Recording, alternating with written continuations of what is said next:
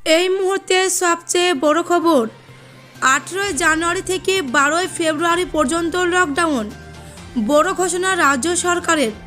তো 18 জানুয়ারি থেকে 12 ফেব্রুয়ারি পর্যন্ত রাজ্যের কোন কোন জেলাগুলিতে লকডাউন ফের ঘোষণা করা হয়েছে, কি কি পরিষেবার ছাড় দেওয়া হয়েছে, কি কি বন্ধ থাকবে, কি কি খোলা থাকবে এবং কি কি বিধিনিষেধ মেনে চলতে হবে, বিস্তারিত জানিয়ে দেব। তাই ভিডিওটিকে সম্পূর্ণ দেখবেন।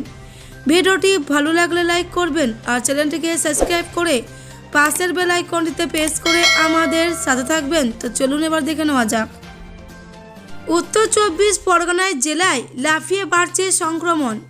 কোভিডের এই সাম্প্রতিক ফিতিতে বাড়ছে ওমিক্রন নিয়ে উদ্বেগও। এই পরিস্থিতিতে সংক্রমণে হ্রাস টানতে সম্পূর্ণ লকডাউন ঘোষণা করা হলো দেগঙ্গায়। প্রশাসনের সিদ্ধান্ত, আগামী 18 জানুয়ারি থেকে 12 ফেব্রুয়ারি পর্যন্ত সপ্তাহে 2 দিন করে সম্পূর্ণ বন্ধ থাকবে দেগঙ্গার সমস্ত দোকানহাট, বাজার।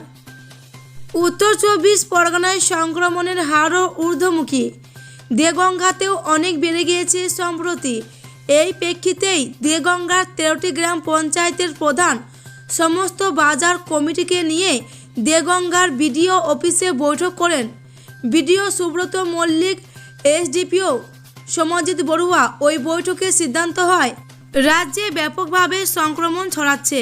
প্রায় কয়েক হাজার করে মানুষ প্রত্যেক দিনে আক্রান্ত হচ্ছেন। এই অবস্থায় ফের একবার বিধিনিষেধের মেয়াদ বাড়ালো রাজ্য সরকার। সংক্রমণের বাড়বাড়ন্ত থেকে গত 2 তারিখ থেকে কড়া বিধিনিষেধ লাগু করা হয়।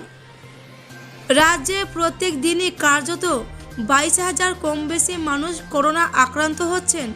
পাল্লা দিয়ে বাড়ছে মৃতের সংখ্যাও।